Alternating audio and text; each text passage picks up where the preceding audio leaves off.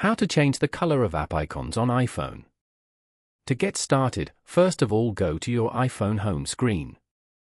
The home screen is the primary interface for accessing apps, widgets, and system controls. It features a customizable grid of app icons, widgets, and potentially folders for organizing apps. Over here, long press on any empty area of the home screen until the icons start to wiggle and a minus sign appears on each app icon. Go to the top left corner and tap on Edit. Select Customize.